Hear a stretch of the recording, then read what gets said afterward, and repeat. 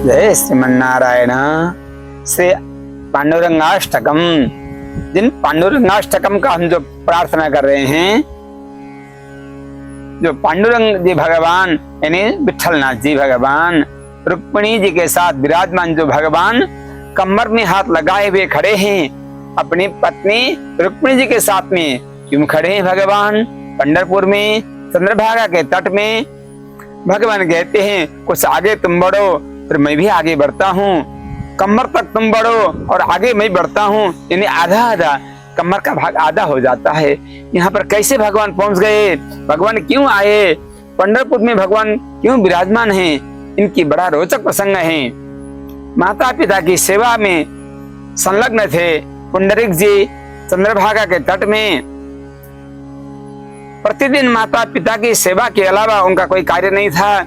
किसी भी तरह से माता पिता की सेवा करना, माता पिता ही उनके लिए सर्वस्व थे, क्योंकि हमारे शास्त्र कहते हैं मातृदेवो भव पितृदेवो भव, सबसे बड़े देवता कोई हैं तो माता हैं, माँ हैं, उसके बाद पिताजी हैं, फिर आचार्य हैं, फिर अतिथि हैं, वेद आज्ञा हैं।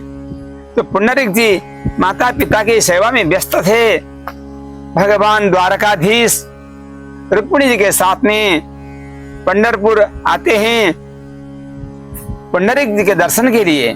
संसार में जितने भी भक्त हैं भगवान के दर्शन के लिए जाते हैं, भगवान के दर्शन के लिए लालायित होते हैं, पर आज माता पिता की सेवा करने वाले जो भक्त हैं, माता पिता को ही सब कुछ मानकर सेवा करने वाले जो पुंडरीक जी थे, उनके दर्शन के लिए भगवान आते हैं। जैसे ध्रुव जी का प्रसंग आता है, भक्त दिदृक्षयागतम, भक्त के दर्शन के लिए भगवान आते हैं, वैसे यहाँ भी पुंडरीक के दर्शन के लिए आते हैं भगवान। पुंडरीक जी अंदर सेवा कर रहे हैं, चरण दबा रहे हैं, उनकी सेवा कर रहे हैं, माता पिता की सेवा कर रहे हैं। भगवान बाहर खड़े होते हैं रुक्मिणी जी के साथ में, भगवान बाहर से आवाज लगाते हैं पुंडरीक जी बाहर आओ, पुंडरीक जी बाहर आओ, मैं दर्शन के लिए दर्शन देने आया हूँ, मैं दर्शन देने आया हूँ। पुंडरीक जी ने कहा मैं तो अभी माता पिता के सेवा में हूँ, अगर आप आए हैं तो कोई बात नहीं। अंदर से जो ईंट, जिसको इष्टिका कहते हैं, जो ईंट बाहर फेंक दिया घर से बाहर। और पुंडरीक जी ने कहा अगर आप आए हैं तो आसन के रूप में इसी में खड़े रहिए, ये आपको मैंने आसन दिया हूँ, आप इसी में बैठिए, जब तक माता पिता की सेवा पूर्ण न हो तब तक मैं बाहर नहीं आ सकता हूँ। भगवान उसी में खड़े हैं अभी तक। ऐसे परम भक्त पुंडरीक जी का वंदन करते हैं। पुंडरीक जी ने जो स्तुति किया है विठलनाथ के प्रति, हम 19 सूत्र का पारायण कर रहे हैं। विशेष करके एकादशी के दिन इस पारायण का बहुत बड़ा महत्व है। हरि शयनी एकादशी से लेकर हरि उत्थापनी एकादशी तक, अर्थात पूर्ण चातुर्मासा तक वहां पर विशेष उत्सव चलता है, भगवान की यात्राएं होती हैं। आप जहीं कहीं भी रहें से विठलनाथ जी का स्मरण करें। संसार में माता पिता की सेवा ही इहलोक परलोक दोनों में कल्याण करने वाले हैं। इसलिए चलिए पांडुरंगाष्टकम का पारायण करते हैं, जो पुंडरीक जी ने गाया है भगवान के सानिध्य में। श्री पांडुरंगाष्टकम महायोग पीठे तटे भीमरथ्या वरम पुंडरीकाय दातुं मुनीन्द्रैः समागत्य तिष्ठन्तम् आनन्दकन्दम् परब्रह्मलिङ्गम् भजे पाण्डुरङ्गम्। महायोगपीठे तटे भीमरथ्या वरं पुंडरीकाय दातुं मुनीन्द्रैः समागत्य तिष्ठन्तम् आनन्दकन्दम् परब्रह्मलिङ्गम् भजे पाण्डुरङ्गम्। तडितवाससं नीला मेघावभासं रमामन्दिरं सुन्दरं चित्प्रकाशम् परब्रह्मलिङ्गं भजे पाण्डुरङ्गं वरं पिष्टिकायां समन्यस्तपादम्